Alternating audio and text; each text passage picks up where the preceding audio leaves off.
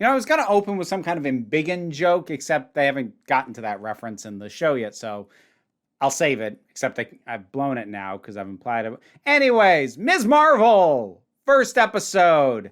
Thank you for only debuting one episode instead of two at a time. Actually, I'm kind of surprised they didn't debut two at a time, given where things kind of end with that first episode, and that it is mostly set up for the status quo of the characters before everything gets weird. But that having been said, I've watched it, and there's some stuff I really like here. So first of all, Kamala Khan herself, great. She has fantastic energy. I love not only, that they have her artistic inclinations, but that they integrate, sort of the moving art on things like graffiti and on the chalkboards. I like that that is a recurring, ongoing thing. I dig it as a visual flair for the thing that feels very in line with Kamala's own, fangirling, as she tends to do. I like Bruno a lot, largely for his dynamic with Kamala. I'm not sure how much I'd like Bruno in a vacuum, but I'm not dealing with him in a vacuum. I'm dealing with him with her, and together, they're real good. Her family's pretty solid. I remember being a little bit iffy about her family when I read the first volume of her comic book run. Not that I thought that they were bad, but that I was having difficulty going, like, I'm not part of that culture, obviously.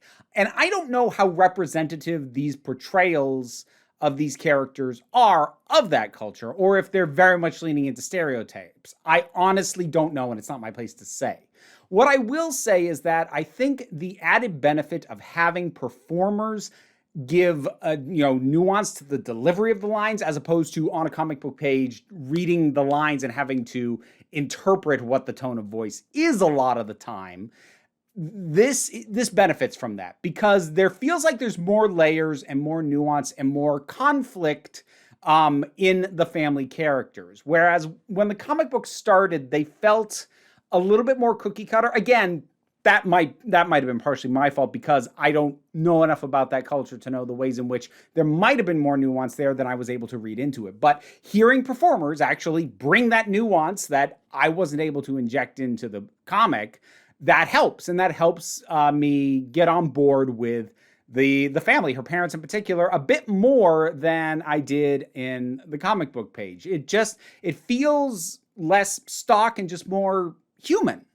And again, I'm not trying to say that they were stock and bad in the comics. I'm just going off of memory of what my issues were at the time when I read it several years ago. And again, trying to acknowledge that a lot of that might have been I didn't know how else to interpret these characters other than the way I did, so that might equally have been my own fault. But here, not having to deal with possibly flawed interpretation on my part and just getting to see the performance, cool.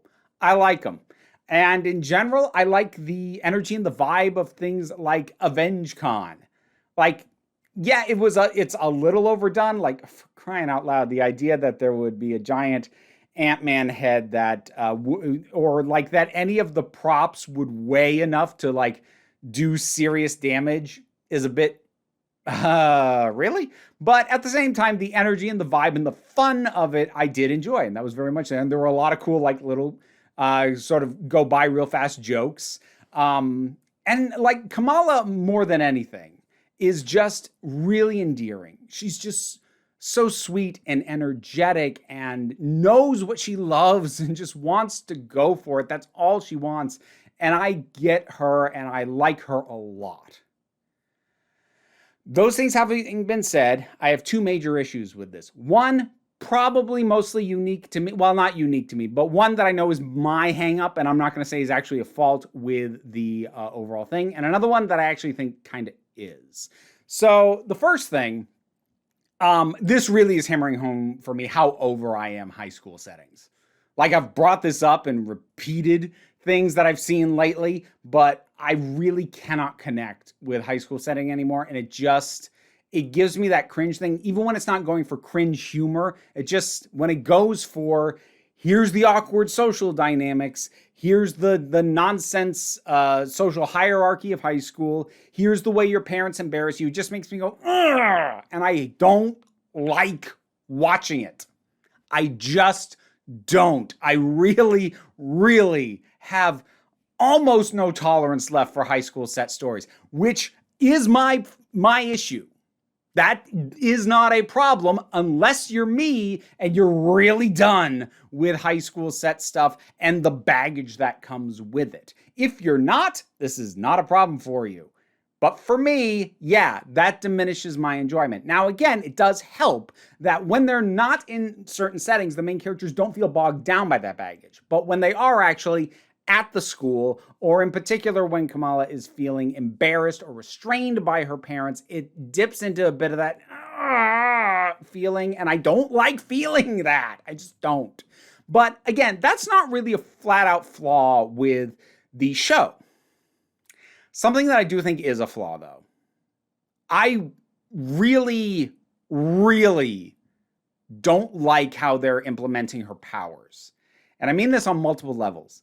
I don't like how they're originating, where they're coming from, although I'll put an asterisk that like they can add something to that maybe will help. But right now I don't, and I really don't like the visual representation of it. So, okay, if you haven't read the comics, Kamala Khan, she's basically stretchy. It's a bit like Mr. Fantastic, but it's not just stretching out, like stretching big and weird and like bending in weird ways, and like she can kind of almost stretch her entire body much bigger or even smaller in some cases. But the big thing about that ties into the fact that she's a teenager is that it looks super uncool and it's super awkward because she's a gangly teenager. And what is a ganglier kind of power than weird stretchy stuff? So that's the first thing. This is taking away a manner in which her powers initially fed very directly into who she is as a person and as a character. And that has now been removed and not replaced as yet with anything. So that has to do with the visualization of it. Because here, frankly, it looks too cool. And Kamala Khan should be cool to the readers because of what a good person she is, what an enthusiastic person, what a likable person she is. She shouldn't look cool to outsiders. That's not her deal. Her power shouldn't look cool. She shouldn't look cool. And then there's the other side of it, which is where her powers come from. Now, this was going to require some tweaking because the actual event that triggers her power in the comics, they haven't done in the MCU, and I don't expect they will. But, okay, short version. She, as a character, got her powers in what was called the Terrigen Mist Bomb thing. This was tied to the Inhumans. I'm trying to think of the shortest version I can do this. Okay, so there was the period of time where in the Marvel comics, they were downplaying the X-Men and mutants as much as possible and putting as much emphasis on the Inhumans as possible. This was because at the time, Fox, before it was bought by Disney, had all the film and TV rights to the X-Men. So in the comics, they wanted to downplay the X-Men and big up the Inhumans because the Inhumans had the nearest equivalent sort of, bunch of people suddenly get powers. But the thing with the Inhumans is they get powers from being exposed to something that's called a Terrigen Mist. So they had a plot event where a Terrigen Mist bomb went off, the mist spread all over the world, and people with latent genetic code that in the right combination, they suddenly manifested powers. A bit like mutants, but like a bunch of people all at once all across the globe. Kamala was one of those. Now again, they weren't really going to do that in this. And I get why not, because they tried the Inhumans briefly on TV. It didn't work. And even though we've kind of had the acknowledgement because Anson Mount has shown up again in some stuff, but other than that, which was just kind of for fun, I can't imagine they're going to go back to that well. I mean, they did the Terrigen thing a bit with Agents of S.H.I.E.L.D., but at this point, Agent of S.H.I.E.L.D. continued off on its own thing for long enough, going unconnected. They seem to be pretty much throwing up their hands and not considering any of that canon, or at least not treating it as canon. So I'm not surprised they didn't do the Terrigen thing, because at this point, it's not particularly safe to assume that someone coming in on Disney Plus and watching Ms. Marvel watched or has caught up on all of the Agents of S.H.I.E.L.D. stuff. Because while I know Agents of S.H.I.E.L.D. has its fans, it's not as widely watched as a bunch of the newer stuff. So that wouldn't have been a great idea for them to try and do. So I get why they didn't have it be that. I still say they should have had her powers be something that she did not have any control and that it's just part of her. Because what they do instead is they give her a magical artifact, which, first of all, that's so freaking generic. And second of all, it removes the fact that, like, this is just who she is. Now it's something that she has brought on herself. Her actions cause this, as opposed to, this is like, Kamala Khan's powers leaned very much into the linking powers to puberty and young adulthood thing that was done way back in Spider-Man, and then done a lot with the X-Men, but it kind of tapered off as the mutant stories tended to focus more on people in their 20s and up, as opposed to teenagers like it did in its earlier days. But she leaned into that a lot in the comics, and she worked really well for that. Again, playing into the gangly, awkward teenager whose superpower is stretching and looking like a little bit of a mess. And now it's a thing that's on her wrist that does cool light constructs.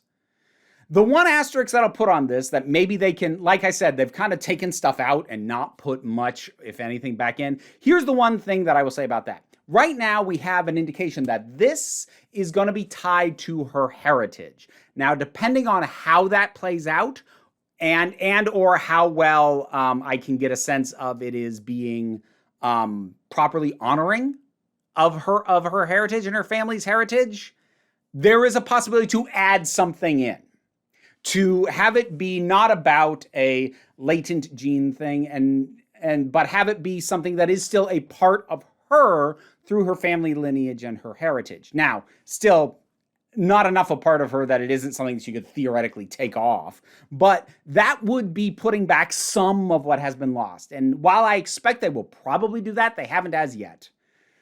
So as it stands in episode 1, I do not like how they're handling her powers. And I went off on a while on explaining why, when honestly, in my head, it's pretty straightforward, but you kind of need to understand the context of how I'm used to this working for her to understand why I feel like this is a change that does not benefit the character and in fact loses some stuff.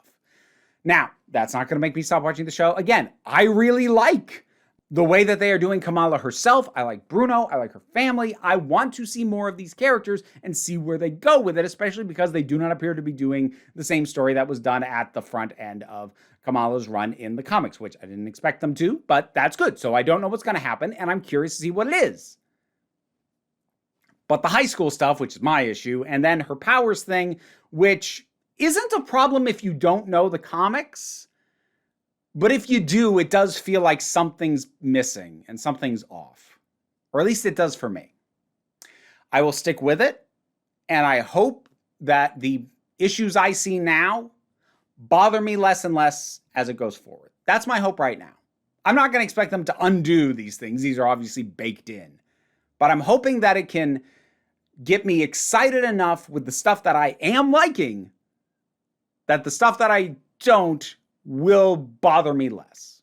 Because that can happen. We'll see what happens. But what did you think of this first episode? Whatever your thoughts are, drop something down in the comments. Let's talk about it. Patreon's what pays the bills. Like, share, subscribe. Also help me out. But don't worry too much about it. Take a relaxed attitude around here so you can just come on back next time you need a break. All right. I've got thanks to give for my Patreon supporters. Robin Moore, Zubin Lutfala, Tarak, The Thing That Goes Doink in the Anime, Oliver B., Linda Walters, Imudelki, The Oath of Boyd, TT, Fernobulax the Poodle, Zach, Idolin, Tracy Scrabbit, Angry Casperl, Toku BL Huvian, Adam RDL Taylor, Shane Ross, Shayla Gourlay, and Brendan LaRose. The Rats and I thank you.